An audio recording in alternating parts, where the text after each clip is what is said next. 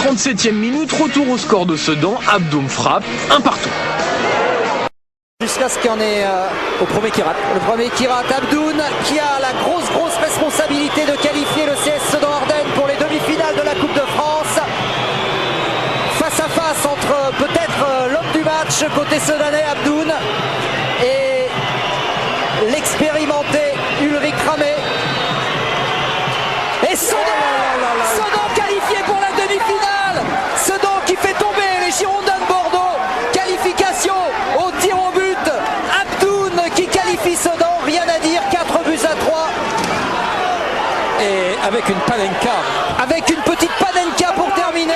Voilà donc la grande surprise, ça va peut-être donner des idées à Carquefou qui jouera ce soir 21h sur France 3. Sa chance face au Paris Saint-Germain. Soyez avec nous, merci de suivre la Coupe de France. Sedan rejoint Amiens et l'Olympique Lyon. Allemande, c'était l'un des hommes importants de l'équipe allemande qui avait décroché ce titre. Encore un ballon dans le dos, une possibilité pour Abdoun, l'ouverture du score pour cette équipe de France très tôt dans le match. La défense allemande prise à revers et à la conclusion Jamal Abdoun, le joueur d'Ajaccio qui ouvre le score très tôt dans le match. C'est le scénario idéal. Ouais, il était entré en jeu face au Japon en fin de match. Il s'était procuré quelques occasions, Jamal Abdoun, et là il vient donc crucifier le portier allemand Florian Fromlowitz. Et encore une ouverture parfaite de Xavier Pentecôte. Et Jamal Abdoun, lui, il était déjà là l'an dernier du côté de Toulon. Il est donc tenant du titre. Qui tente 17e place au classement. Sur la pelouse, c'est Sedan qui emballe la rencontre et bénéficie d'un penalty à la 20e. Penalty transformé en force par Abdoun. Abdoun, bousculé aux 20 mètres, l'a d'ailleurs bien compris. Le milieu de terrain se fait justice et enroule parfaitement sa frappe. 1-0 pour Sedan à la 32e minute. J'ai senti, j'ai demandé à Alex de me laisser tirer et ça a fait mouche et je suis content pour moi et pour l'équipe. En deuxième période, Sedan essaye de varier les plaisirs et de marquer sur une action de jeu, sans réussite dans un premier temps pour Moussa Sow. Le danger est toujours présent dans la surface ardennaise.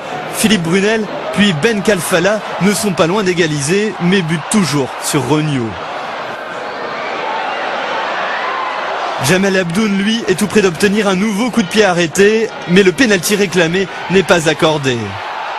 C'est finalement en contre que le CSSA va se mettre à l'abri dans les arrêts de jeu grâce à Moussa Sow. 2-0, Sedan est en...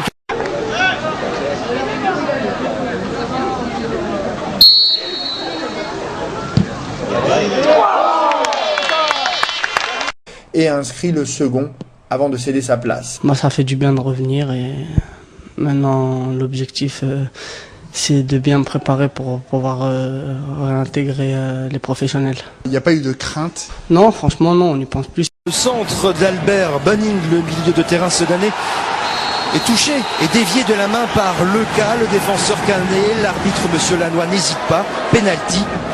Jamal Abdoun prend ses responsabilités et à la surprise générale, Sedan mène 3 buts à 1 face au 4e de Ligue